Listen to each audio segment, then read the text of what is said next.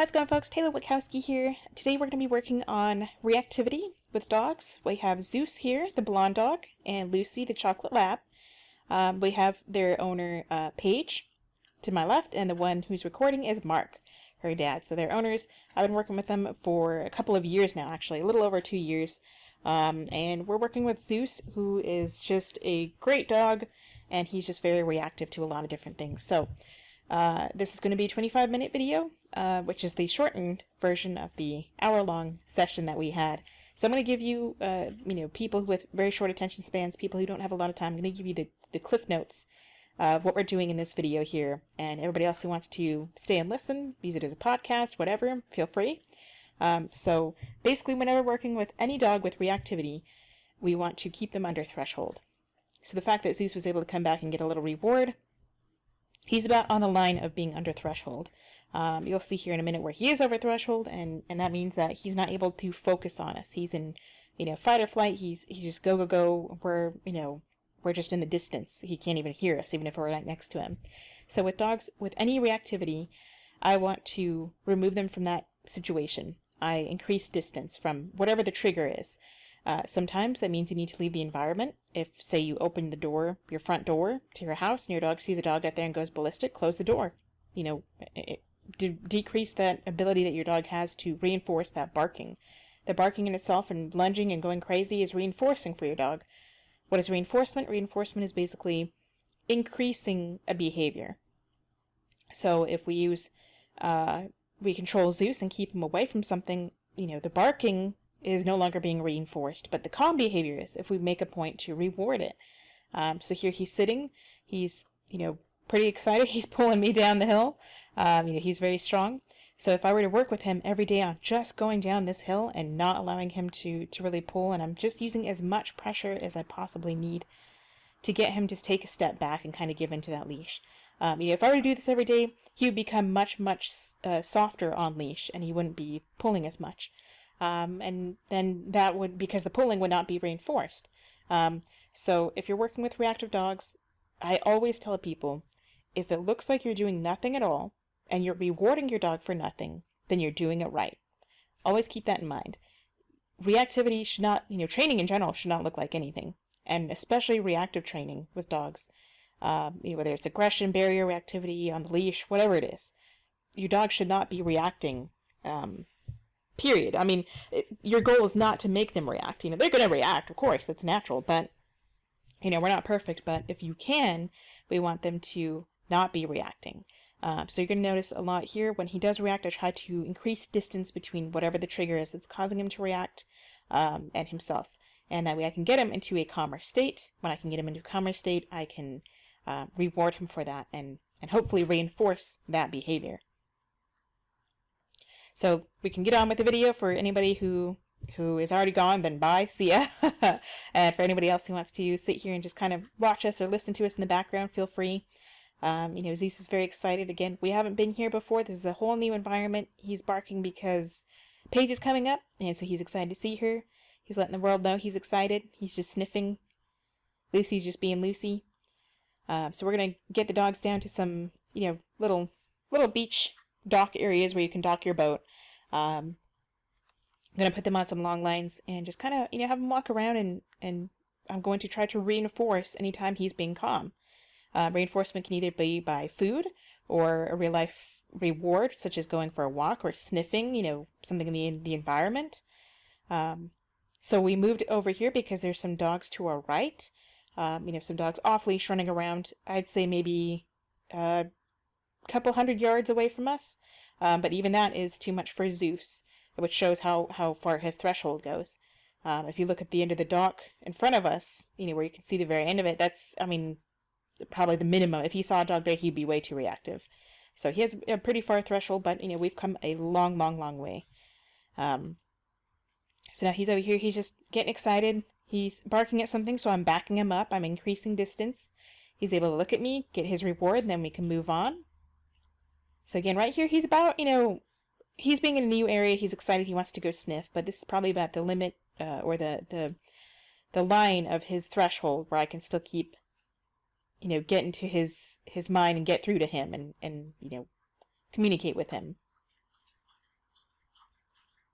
If you hear some water in the background, that's Adonis getting a drink. So here he's barking at a car coming in. We have cute little Lucy tangled up as always. But that's not going to stop her. So here, this is an example of him being over threshold. He sees a car coming, obviously way too close, so I'm going to back him up a bit. And having him on the long line allows him to have plenty of freedom. I'm not restricting him on just a 6-foot leash. Nothing wrong with having a 6-foot leash, but I like to give my dogs some space. I like to give any dog I work with, including my own dog, obviously, some room to move around. They're not restricted or tied to me. They can go sniff, he can go pee on the tree, he doesn't have to pull me to go pee on it or anything like that. So of course he's showing his strength, showing everybody this is my tree, marking his territory, just being a happy, slappy dog. He's just excited. Now he sees the car moving again, so he goes for it. So I'm going to bring him back a little bit. So I'm increasing distance. So over here, so he's giving into his own loose leash. He went back a little bit, so I'm going to move him back. And as soon as I can get his attention, he's focused on me. Perfect. That's where he's below threshold. If he can look at me again, this is brilliant. That's where his working threshold is right there. From the distance of the car to here, that's his working threshold. He'll still bark a little bit, which I don't mind. In the beginning, I just don't want him pulling and going crazy. He can go from pulling to just standing there but barking. And then he can just go to standing there without barking, and then he can go to sit or down or other little things, and you kind of work your way down the pyramid, so to speak. Cute little Lucy, just being cute. She's just here for moral support. So I'm not holding him back. He's on a very loose leash. He's just standing there. I'm allowing him to, again, take in information. I don't want to blind him and put blinders on and prevent him from seeing it. Because it's not going to help him. I want him to be able to see that, hey, you could see a boat, you could see a dog, a car, a person, whatever. And it doesn't mean that you necessarily get to go play with it or you get to go say hi or that they're going to hurt you. So I want him to be able to learn that, it's okay if you're fearful. It's okay to be afraid. We'll work our way through it. So we're working on 20-foot long lines here. I like to give the dog, some room to run and sniff and just be kind of free. He has his freedom to go kind of do his own thing. He can come over and say hi to Dad over here if he wants. There's Lucy looking for a little goodie. She's such a sweetie pie. And of course Zues is too. I mean, it's amazing what a different dog he is inside. Just like a lot of dogs, you change the environment. They're just reactive. They're overstimulated. And he's going to go in the water. I don't mind it, He gets to go in, be rewarded, have some time to sniff and look around. Maybe eat the water. But environment is everything. So if I were to come here every day, either once a day, twice a day, and we were to do this in this same exact environment with maybe just one guy there or not too many people, this newness would wear off fairly quickly. Say in a 5 days time, he may kind of go in the water a little bit here and there, but he probably wouldn't be looking around, running around, trying to sniff everything immediately because the newness would wear off, and then you can really get into training. So whenever I go into a new environment or even an environment that the dog is very familiar with, I like to give them at least 5 to 10 minutes to just sniff around before we even do any kind of training. Besides, if they're pulling on leash and being, a little more difficult to handle, which I expect that. The key to, working with dogs is expecting what they're going to do. You should know what they're going to do before they do it. It makes it much easier to prevent unwanted behaviors from being learned or reinforced. So here he sees a person. He looks away. I allowed him to look at the person. He might hear something behind us. He might hear... Okay, so he does hear someone. I believe there might be someone coming up that's going to cross this little dock behind a page here, and they're going to do some fishing. So he sees this, these people over here. He's looking around. He looks at me. I'm able to give him his reward. He comes over here, and I think this is where this person is going to come by with their little fishing poles. Yep, there they go. So he's just excited. This is, his excitement. Very stiff tail. So I get his leash, from being tangled on him, move him away. He gets distracted with Dad again. Wants to go after the person, again, just to go say hello, but we don't want him to be, even if it's just a friendly hello, howdy do, I don't want him to be reinforced for barking, for pulling, for acting any other way than just calm and quiet, because a lot of dogs may not like dogs. A lot of people may not like dogs. If Adonis had a dog with Zeus's energy running up to him, he would be like, no way, I don't want to be your friend. Whereas a lot of other dogs do, but hello. So now I think we have Paige as the camera woman. And Zeus is just kind of getting some grass. He's excited. Maybe he's eating grass because he's eating it out of excitement. He's really stimulated. Maybe he has an upset tummy, or he's just, it's just muscle memory. He just wants to eat, or, he thinks he's missing something in his diet. Dogs can eat grass for many different reasons. They're bored, they're hungry, whatever. I think for him particularly, when he gets really stimulated, he just goes to eat the grass. So I just kind of try to get him out of there so he doesn't, eat too much and then give himself an upset stomach. But here, where if he's sitting here eating, he's taking treats, and he's just having a good time, he's definitely under threshold. You can tell for the most part if your dog is readily taking treats, they're pretty comfortable and pretty under threshold. If they dart back to whatever the trigger was, then they're probably right on the line. So we want to be able to get our dog to comfortably look at us and hold eye contact for a second or two before darting back. Ideally, we don't want them to dart back at whatever the trigger was that set them off. They can look back, but if they come and get the treat and then run back, and they come and get the treat and run back, they're probably a little bit, close to their limit, and I would probably increase distance between the triggers so I can, get the dog in a situation where they're more comfortable to, keep their back to the trigger. So he's looking for some treats. He's catching treats in the water. And all this here, what we're doing here, just chilling, this is training. Training doesn't have to look like, and it shouldn't look like, something dramatic. It should be fun. We're just out here chilling. You can do this with your dog, whether it's just for 10 minutes or an hour. Just keep an eye on your dog's energy level. We don't want training to be something where they tire out. We want to leave them wanting more. So he's going to get a little tangled over here. Gotta untangle him. Alright, so Mark went in there and got him for me. So there's little Lucy. So now, Zeus is probably barking just because he's excited. That's just what he does. So now, over here, he can see someone. Or he hears someone. So you can see the difference in his body language. He was really loose earlier, then he stopped and got very stiff. And the tension on the leash can also cause him to react more because he feels that fight or flight. So that's why I like to teach a dog to give into very light pressure. So that way when they feel it, they don't necessarily get set up to react again. They can give into it very easily. So there's a couple people coming down here. I believe they have 2 black poodles, and they're going to go on that far dock on the very end. So Zeus is over here. He's a little bit, over threshold. We're trying to just wait for these people and their dogs to go by. So this is a moment that's not ideal, So I just kind of have to drag him away. I know he's over threshold. There's no point in trying to get his attention. I'm just trying to control the situation the best I can. Trying to give him more leash, and doing so, obviously, you have to be careful and catch it so he doesn't pull you over.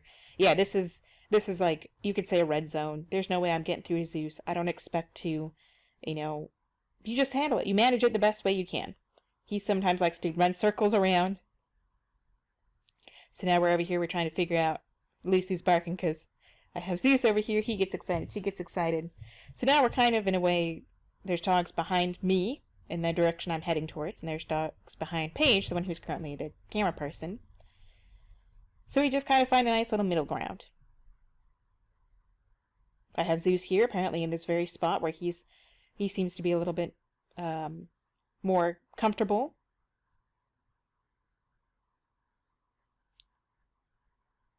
Getting some sand and rocks out of my shoes. So he's just standing there. So as you can see, very, very stiff, high tail. Had I been paying attention, I could see, I could have, pretty much, look at that little face. He's so cute. You could pretty much predict that he was going to go a little crazy. So he's not so over threshold to where I can't get his attention. I'm able to call him back. And there's dogs where he's looking. There's dogs behind Paige, the camera person right now. And he's still on a good loose leash. He wants to come say hi. He's excited. So I'm keeping him there. I guess Mark is the camera person now. So I'm just, keeping him in this little section here to make sure that I'm able to reinforce the behavior I want. I'm trying to control the environment the best I can. So now he wants to go say hi to Paige. That's what he's kind of barking at. And for me, I don't care if he's giving me perfect eye contact, or a perfect sit, or a perfect heel, or any of that. I want him to be a dog, and I just want to make sure he's not acting exactly as you see him on the screen right now. So we're going to move over a little bit, because I think the two poodles were running off the dock and having a good time being dock divers. But that was definitely going to set off Zues, because movement is one to set him off. A lot of dogs, predators specifically. I guess prey animals as well. So we're just over here. He's looking at them. Very stiff tail. Very focused look. There's no way I'm going to be able to get his attention now. He's just barking and go crazy. So we're going to move over a little bit and try to end on the best note we possibly can. If not, if it were to stay like this for much longer, then I would have said, let's just call it. We'll go back to the car. We'll do something very simple and just work on him being calm and quiet in the car. So he sees the other dogs running and on the other end of this little, tree line over there. So we're going to come over and kind of park it right here in the middle and see what we can't accomplish if we can't get him to calm down. So here he goes in his little circles. Tail's getting a little bit looser. More playful. A stiff, tall tail is very just alert, which can easily lead to a million different things. It can start a fight, it can, lead to a disagreement or play or whatever, but usually the more stiff you are, the more uneasy you are. So here again, I'm just kind of letting him run it out. I'm trying to increase, I know English, trying to increase distance between the other trigger, and now we're kind of, smack dab in the middle, but he seems to show that he's a little more under threshold than he was earlier. So he gets some energy out. Reacts again. Oh goodness. Oh no, I'm sorry, Lucy. Oh yeah, so that's just something you have to be aware of with long lines. It takes a little practice. So I recommend whenever you start with a long line, practice inside.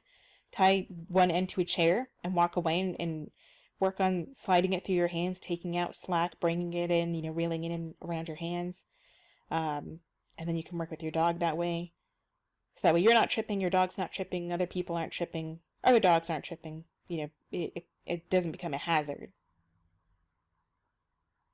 So here he's just really reacting. I think I'm coming up as in, thinking like, okay, we might just need to get out of this situation. And there's nothing wrong with that. If you cannot control the situation, your dog is just over threshold, you're trapped like this, then just, admit defeat and say, hey, we'll try again later or tomorrow. No big deal. I'd much rather come back and try again, where we can, really control it and help the dog learn something than keep him here and make him stressed and, we know what he's learning. So here's little Lucy just being cute.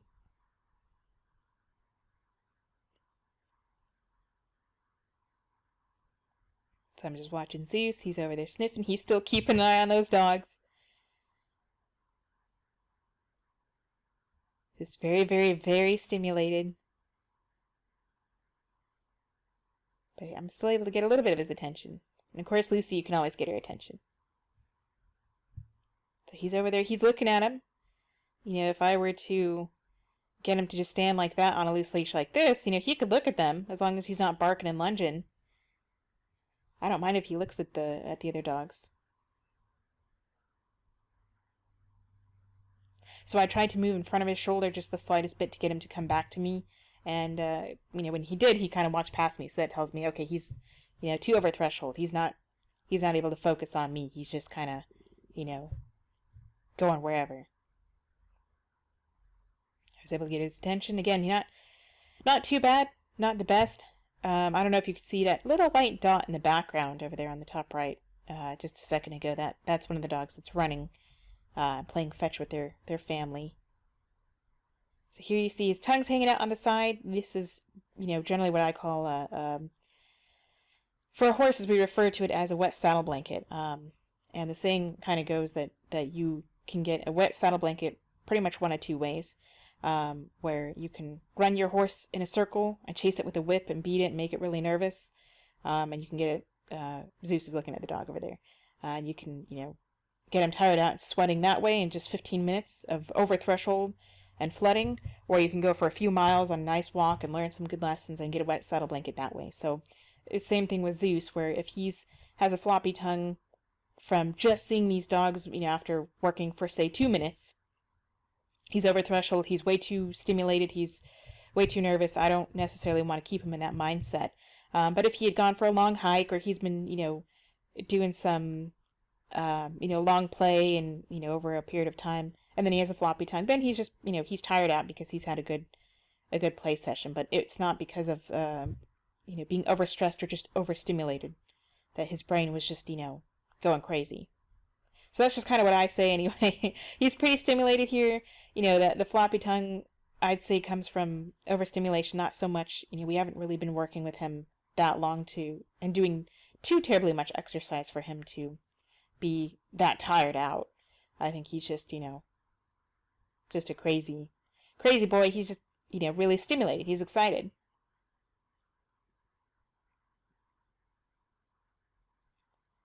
So we're just kind of going back and forth. I'm watching both dogs.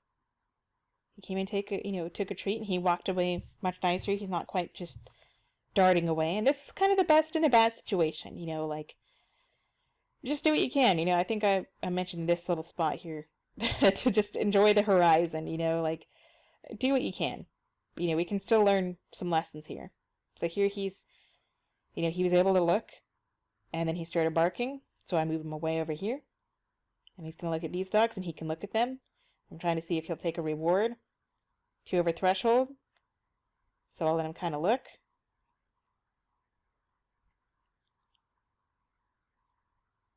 So if you're in a moment where you can't necessarily reward them, at least with a treat, then I'll at least just let him look at it and take in more information until he starts barking again.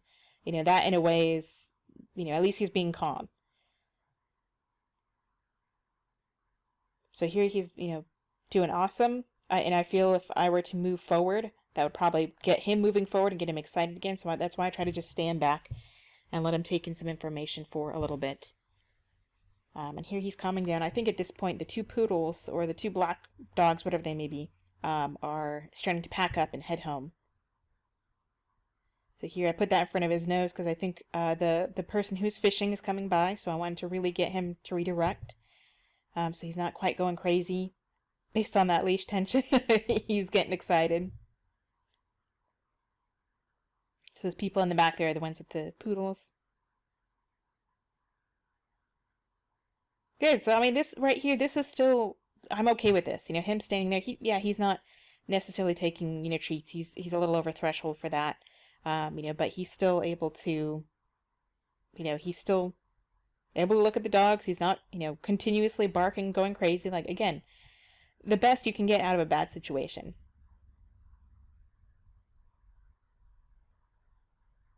So he's barking again a little bit. I'm not quite sure what I threw the rope for. I'm certainly not sure that I threw, I don't think I threw it at him as a way to distract him or anything like that. Not sure why. Could have been that I just wanted to slide it through my hands some more. Getting some loosey action. So now I'm backing him up. So this is what you want to do when your dog is reactive. Just back him up, increase distance. Hopefully you're not in a situation like this where you're trapped. We found ourselves in a situation like this a couple of times, but nothing too bad. He's still able to stand there on a loose leash. He's excited. So I think now the kiddos are finally put away, and we're able to call it a day. We're going to go back in the car and head back home and Not the most ideal situation, but you know what? We came back to a different spot the weekend after this, or the lesson after this. I see him every other week, and he did phenomenal. And Paige, our current camera woman here, did phenomenal with him as well. And Mark is always doing great. I mean, these two, they've stayed with me this long, which is by far much longer than the majority of people I work with, especially for reactive dogs. So I really appreciate them, working, and sometimes it just takes time. So that's that for that video. I'm sure I will put up a picture here that you can look at as I do my whatever closing statement I have. So I hope you enjoyed this video. If you stuck through it all the way, I appreciate that very much so.